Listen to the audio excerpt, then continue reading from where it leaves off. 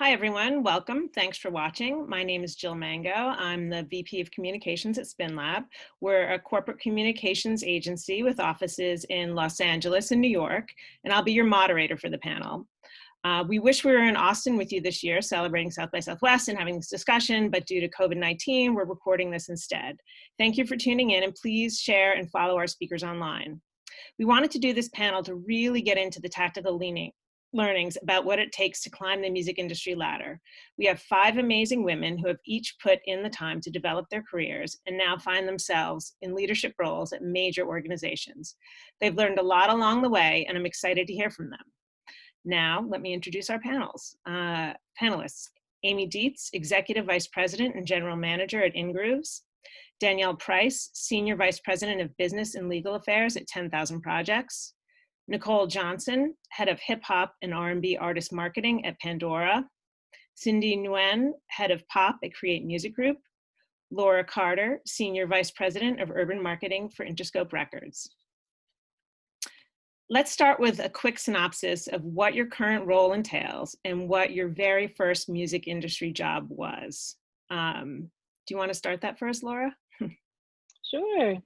A lot of people know I just recently took on the role of Senior Vice President, Head of Urban Marketing at Interscope. I'm quickly finding out that my schedule is no longer my own. There are a lot of meetings on the artist side, on the label side, where I now need to not just focus on a roster of maybe 14, but I have to focus across the whole urban roster, make sure that I know what's going on with everyone, that I'm contributing to projects, that I'm bringing opportunities to the building, just stepping up in overall execution and making sure that my team has what they need in order to kill it for Interscope day to day. And what was your first job? You started out? Yes. I started as an intern, like many people did. It was just a few months. My summer between junior and senior year of college, I did an internship with producer Don, who at the time was under Interscope, his own 4 label. So while I was there in Atlanta interning for him, I met a lot of amazing people at Interscope. I was very fortunate to do so, and I kept up those relationships, and that's eventually what got me to Interscope when I graduated college. Cool. Cindy, do you want to tell us about your job at Create? Yeah, I run the pop indie department, so I oversee client accounts, label services, and artist services. I spend most of the day developing artist branding, and managing priority accounts and rollouts. But I usually manage basically Jennifer Lopez and Dalai Lama, Red Jumpsuit Apparatus. And then my first intern job was actually started in college, booking festivals for the university. So I was able to book Snoop Dogg, and it was really fun. But once after I got out of that, I went to music festival production, and I found out it was really hard to book live experiences. So now I'm in the music business side. Cool. Amy, what about you?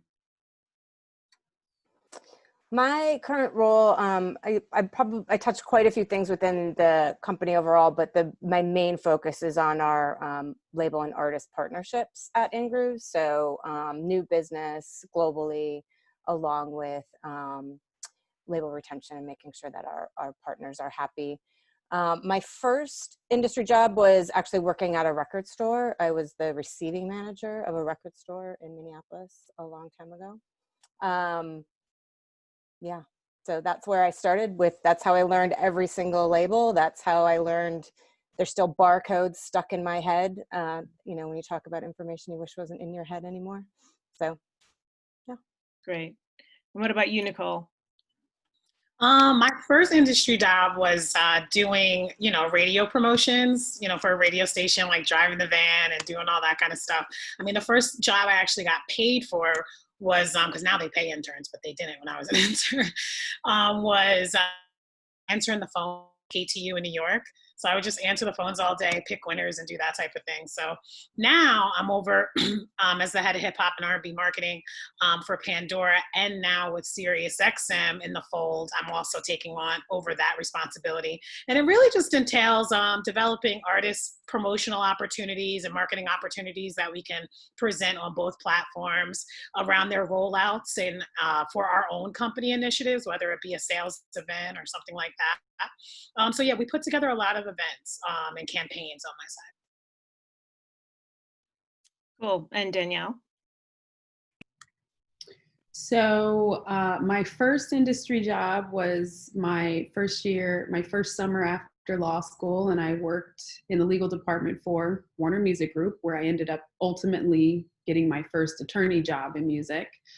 So clearly I liked it. And kind of what that's morphed into over the years, my current role, I am sort of the helm of all things legal for this music and entertainment company. So I kind of describe my job as 50% making the deals, and then the other 50% is like putting out the fires. Although sometimes it feels like 75% of it is putting out the fires. But everything from, we have a unique model over at 10K. We're a record label, but we have a publishing venture. We have a few different other joint ventures with other labels. So I negotiate all of those deals. I obviously negotiate artist recording deals when we're signing new artists. But also too, the things that kind of come up on the daily basis in the process of putting out the music, all the clearances for the things we're putting out. I handle incoming and outgoing copyright infringement claims. And then there's the unique stuff like the employment law stuff that comes up when you are head of legal for a company, trademark stuff that generally comes up. So it's a pretty cool role with a lot going on. Cool. So this is for anyone who wants to answer it. Did anyone out there have like a master plan for how to get to where you are right now? Or are you surprised that you ended up where you are? Yeah, I don't know if I had a master plan per se. I will say the guy that ended up being my boss at KTU when I was an intern and first starting ended up pulling me to Pandora 10 years later. So it was like a divine maybe plan there, but I always knew I wanted to work in music on some level and definitely transition to streaming. So that it wasn't planned though, because God knows your journey takes all different types of detours. So my experience is a little different in that I actually was so analytical that I had a plan. Like I had it all mapped out down to the month and the year that this was going to happen and this was going to happen. So I knew that eventually I would be in the realm of where I am now. The difference though, my plan didn't quite go according to plan in that it took me much longer to get here ultimately, but I stayed the course. So I've kind of seen it through. Cool. I'm a bit of a mixture of Nicole and Danielle. I didn't have a plan along this journey to get where I am today. I went to school for political science and fine arts. I knew I was going to work in music and entertainment and eventually find my way here, but I didn't know where I was going to go on that path to get here. But much like Nicole said, I think it was a bit ordained for me, like going from my internship, meeting the right people, getting a job from graduation and being able to work my way up here. It's just something you don't think twice about when you get on your journey and you feel like you're headed in the right direction. And that's kind of how it went for me. Cool. Was there a moment where any of you felt like you had gotten in your own way? Like, how do you keep yourself in check, keep going forward?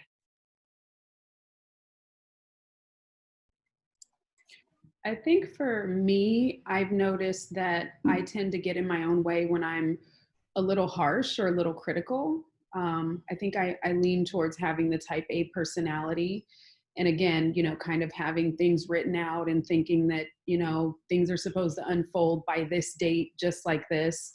Or even just, week by week, if you know, you're in the groove and kind of working through the week and you misstep, or maybe you're a little harsh with someone in, you know, your communication. I had sort of a practice of being, you know, hard on myself about that stuff. And so I've tried to, in the last, you know, in more recent years, just understand that I'm human, you know, and, you know, things are not always going to go as planned, and I'm going to make missteps from time to time. But, you know, I just try to do better on a daily basis and just understand that I'm not perfect. No one is. We're all human. I definitely relate to Danielle because I feel like I'm an idealistic planner and I like to think things through and wait until it's like the opportune moment. But obviously life doesn't work that way, and you're always faced with these like situations where you kind of have to do or die. And so I had a moment last year when I was still running the electronic department, but I didn't actually officially have that title. So I thought like if I was gonna just wait it out and then eventually I'll get my title. But what my general manager really encouraged me was like, don't wait, like take this opportunity right now, start this new department. And so that's one of the things that I come to realize, that it's not always going to be perfect, and sometimes you just have to take that leap of faith. Yeah, mentors play a huge role, right, in the in all forms of business, but especially in the music business. Did you find women better mentors for you, or men, or a mix of both, or it didn't matter? Yeah, I mean, shockingly for me, I think I found a lot of men to be mentors for me. And when you look at the music industry, that's kind of what it's made on. So a lot of the guys that have brought me up through the ranks have been men.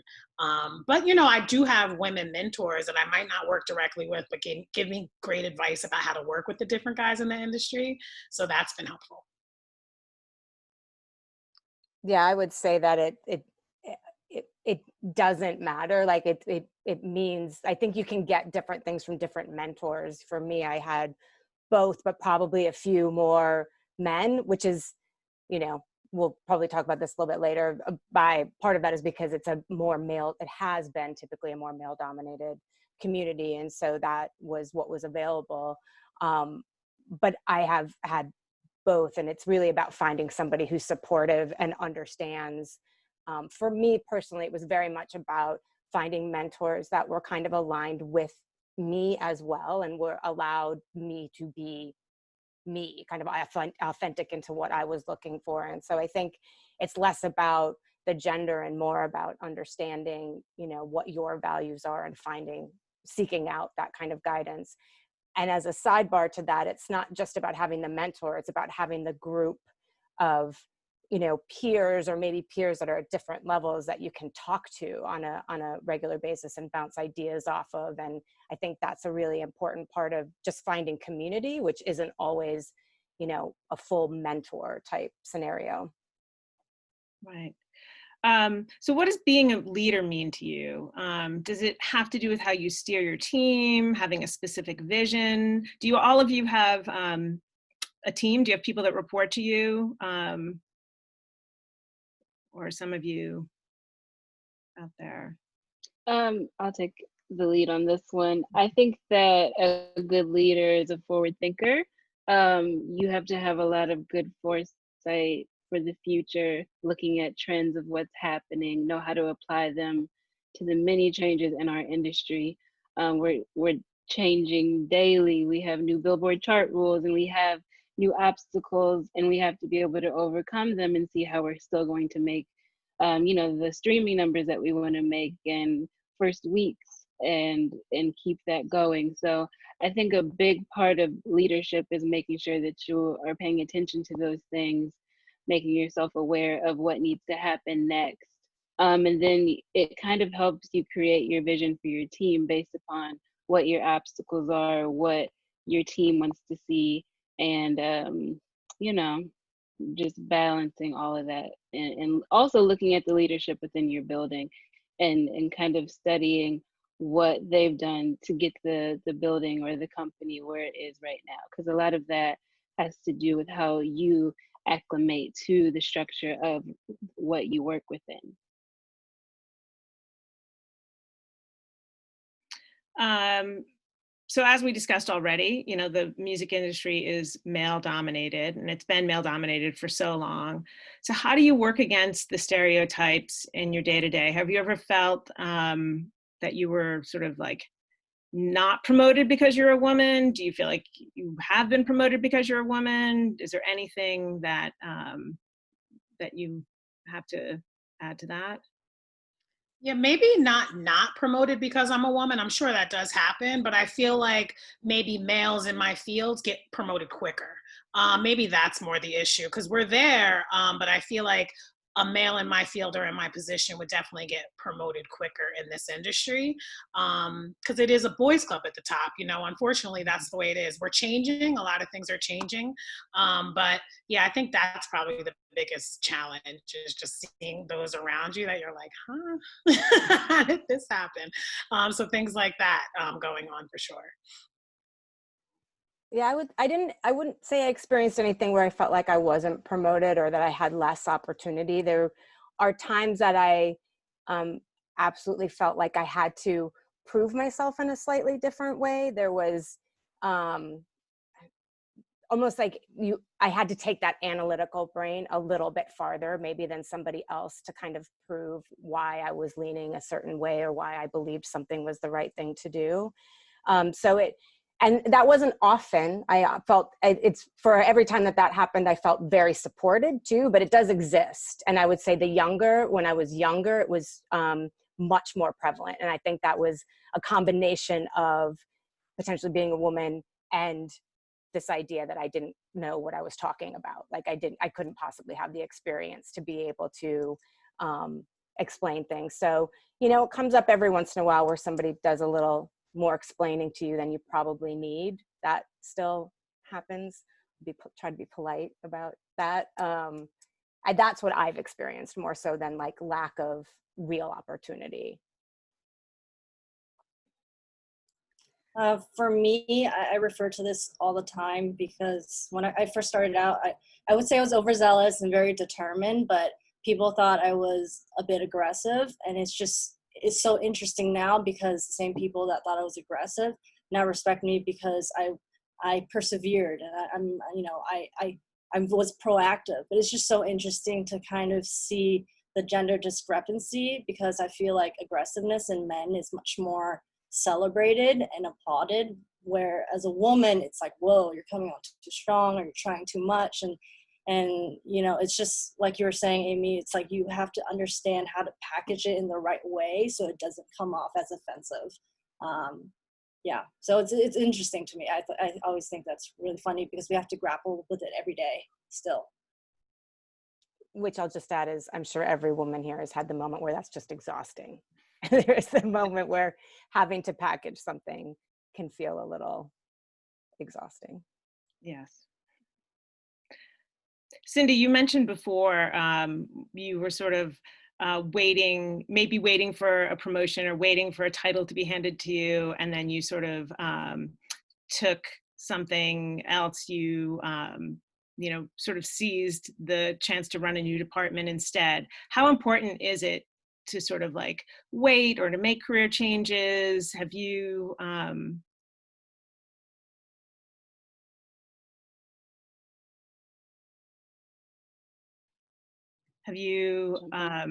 had, oh, sorry. Overall, I think it's really important to use your voice. And if you feel like it's time for a raise or a promotion, you should ask for it. If you feel undervalued, you should address it. And I think that's a part of being a woman in the industry, or really anyone in the industry. You shouldn't allow yourself to be put in any sort of box or put in a corner, I guess I could say. And you have to speak up and get what's meant for you, or you will have a situation where you're overlooked and you have to decide if it's because of you not using your voice, or if you're overlooked for another reason. So if you take that step to move yourself forward, it's the best thing you can do for yourself. So each of you work in different size companies. 10,000 Projects is like under 25 people. Create, Ingrooves, and Interscope are around the 100 to 200 employees. Pandora is much larger. How does the size of the company impact your growth trajectory? And how did you make the decision to land or stay where you are now? Yeah, I mean, with Pandora being such a big company, I do like that because there are a lot of opportunities and ways to move around within the company. But at the same time, there's a lot of chiefs. If you know what I mean, that's like a lot of paperwork or a lot of people you have to go through to get things done. So one of the challenges, but the upside is that there are a lot of job opportunities and a lot of room for growth in the company and around the country at different offices, et cetera. So that's definitely something I enjoy about working for a bigger organization. Yeah, I would add that I think the same thing. I think that I've worked for very small organizations and I've worked for larger organizations, and now kind of being within the Universal family, I think that it's interesting because there are potentially more opportunities to create trajectories within a larger organization. You can, the concept of career pathing, there might be more opportunities to do some slightly different things, whereas in a smaller company, there isn't necessarily that same like, oh, I can go work in this large marketing department to do different things. But I think the things that really interesting about being in a smaller, for me, organization were that I touched so many more things, that you had to wear multiple hats. And so the what you were able to learn and what you were able to pick up also had a lot of value for me personally. And sometimes you don't have that paperwork kind of that Nicole was talking about, where you are, there's a lot of bureaucracy that can happen in a bigger organization. So they both just have their pros and cons for how you learn along all of your jobs.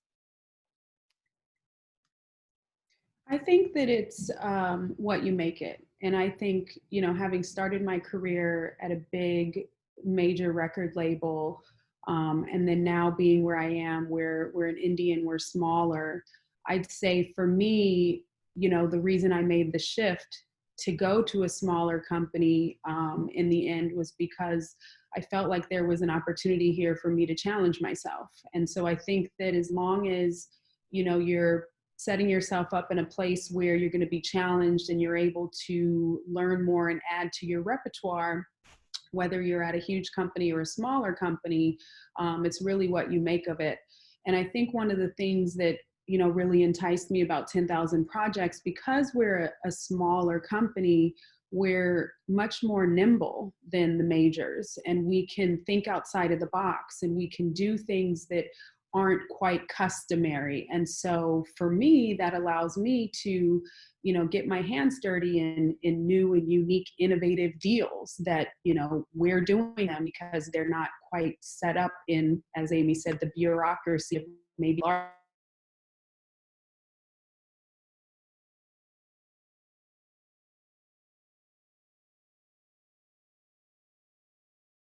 Using it and getting the most out of it. And I think you'll be okay wherever you land in your trajectory ultimately. Great. Cindy, congrats on being named in the Billboard Pride list last year. As a gay woman of color, in which ways do you think your identity has informed or influenced your business decisions? Thank you. I definitely think my intersectionality influences my business decisions and how I conduct myself, but I wouldn't say it permeates into every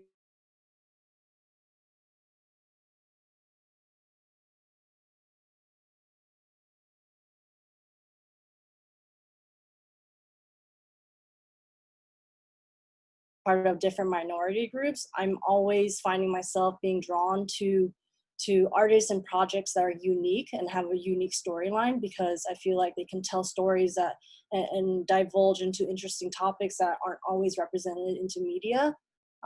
So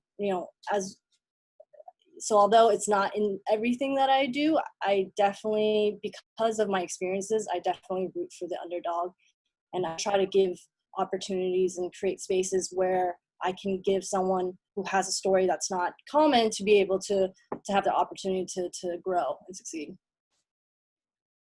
Do any of you feel like you root for women artists more as a woman, or doesn't matter? Do you notice, or is it just? I mean, Yeah, I think, yeah, go ahead, Cindy. just quickly, I mean, yes, I love female artists because I feel like there should be more, even queer artists as well. But yeah, it's not everything. I also don't want to do like reverse sexism where I'm like only females.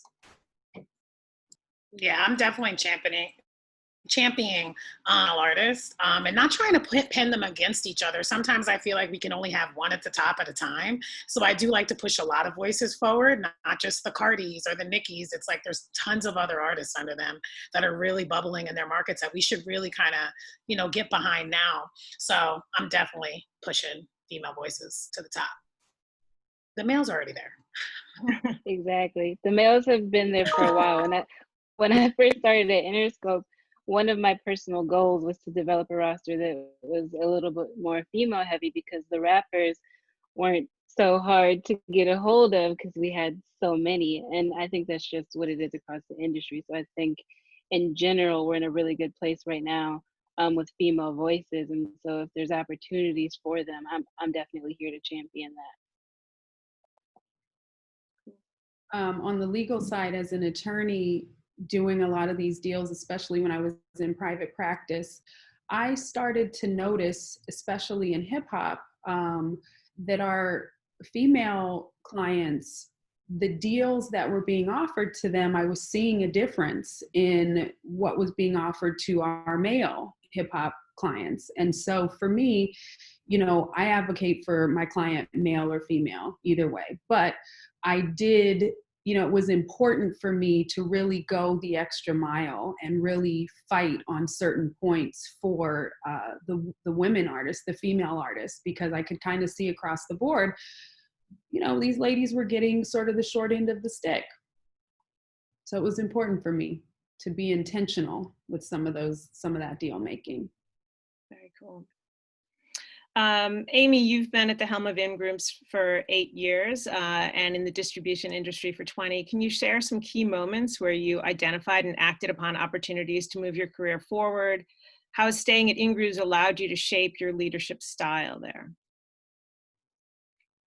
Yeah, I there's probably multiple things. I was in the ADA ecosystem for a long time, and I was there. I just was open to opportunities as they came up. There was many times that I didn't have a plan for exactly how it was going to go, and opportunities came up that I said yes to. Sometimes there was a particular moment that I took a job that was seemingly a demotion, like in a title, my title changed, and my salary and things like that didn't change. But from the outside, there was a few people that were like, that's kind of an interesting move. But for me, it really felt like the right move to be able to open up a different area.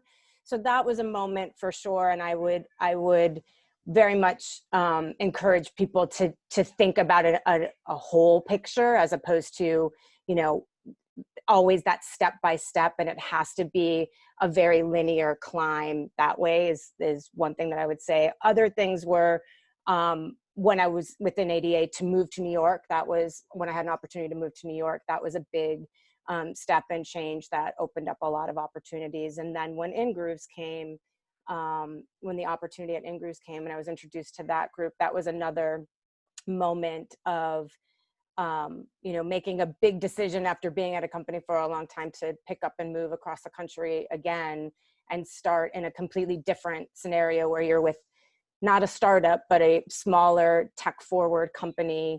And, just kind of embracing change and adaptability, I think was a big part of that.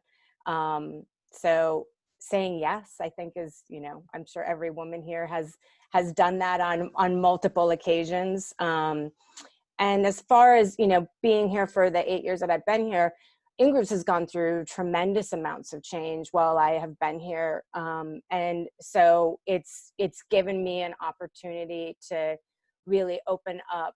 I think of my leadership style as very collaborative without it being, a full democracy, I guess. But that you have an opportunity for to have other voices and bring other people along with you. And within all of those changes, you know, we put 2 companies together at the very beginning. We had some leadership changes, and we were recently bought by Universal. And so it's just an exercise in, I think it was Laura that maybe even said it earlier, that really being adaptable, change is constant.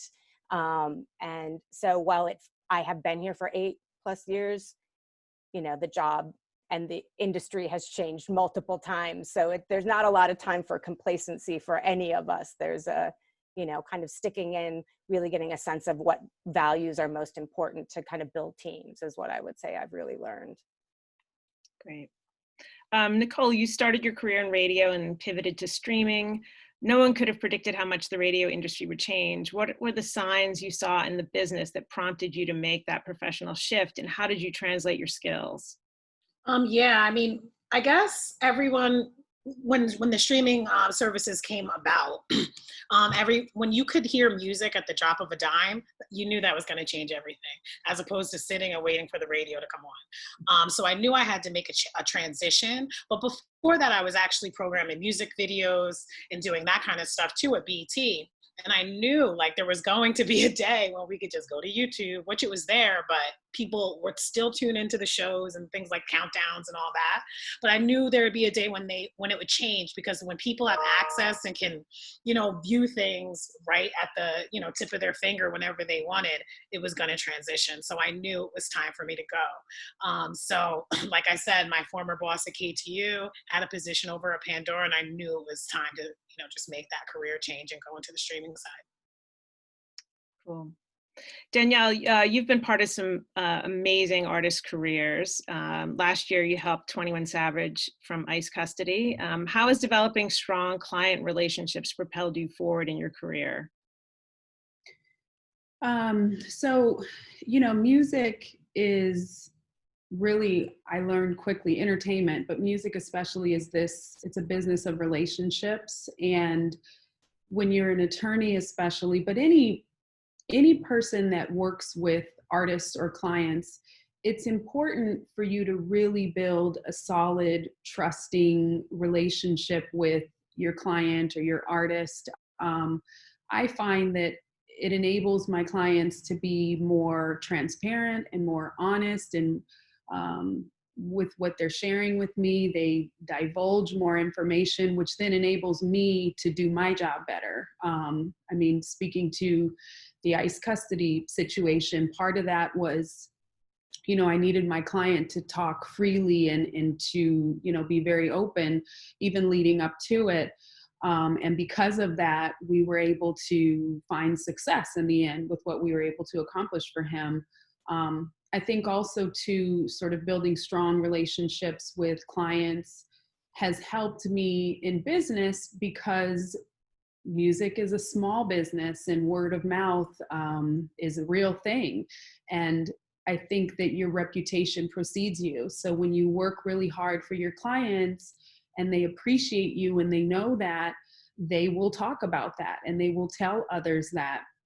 And that will help grow your relationships even outside of your client, because you become this sort of known, trusted advisor.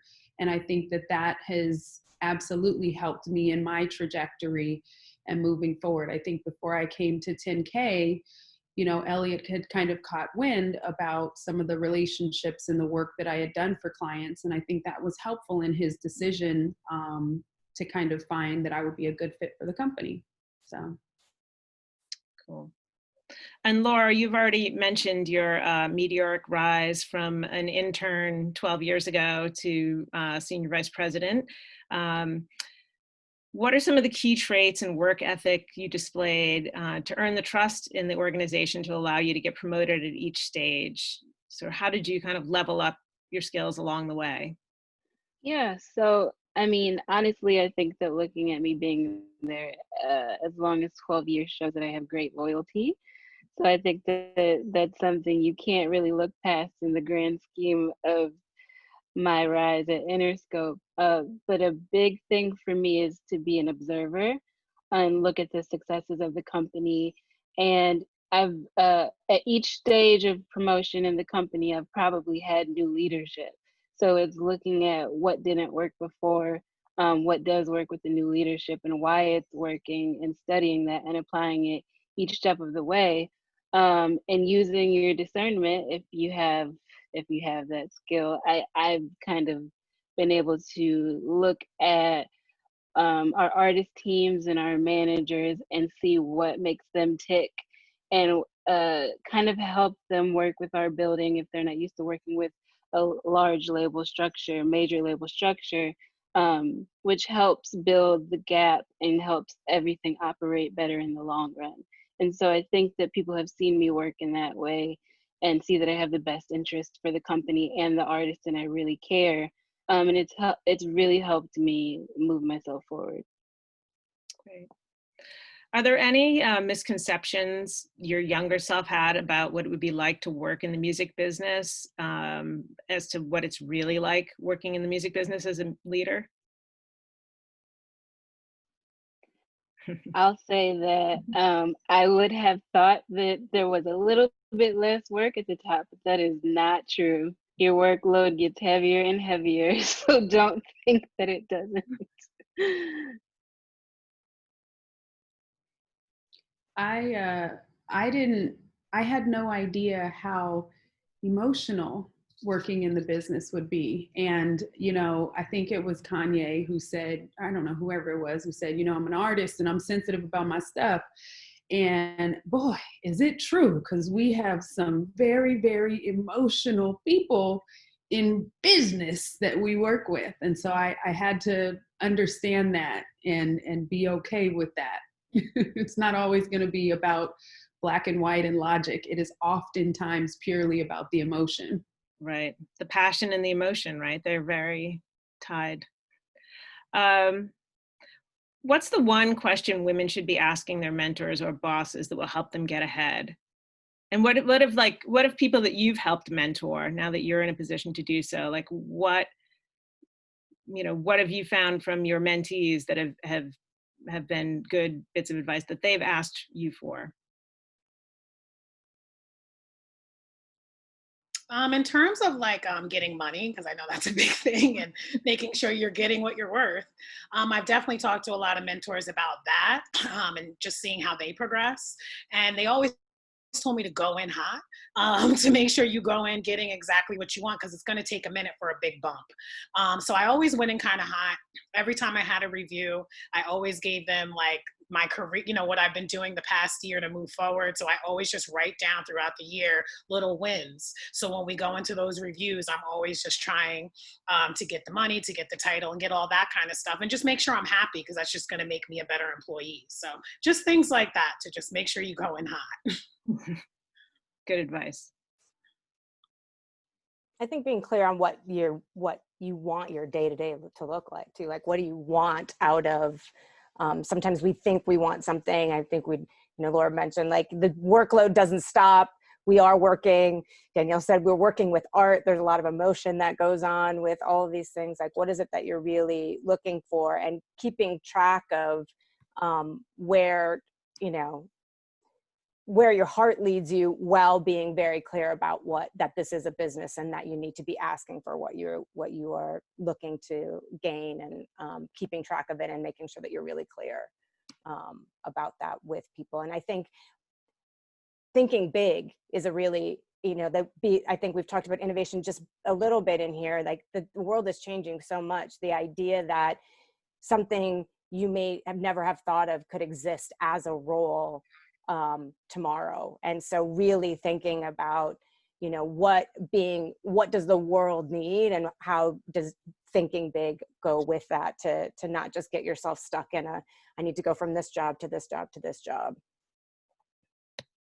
Yeah, I would like to add to that. I think that a lot of people always, when they go to companies or when it comes time for promotion, they're always asking, like, what can this company do for myself? And to a certain extent, you have to think about that. But also, like, when you start thinking about how you can contribute to the company, and when your bosses don't even think about that, like, you can immediately show value when you can develop a new service, or you can show like new ways to help with make something better. So that's immediately something that you can do to show your worth, just by, you know, coming to them with new ideas instead of asking like, what can I do? Like, what can I do with my day? Great. Any other last advice from anyone?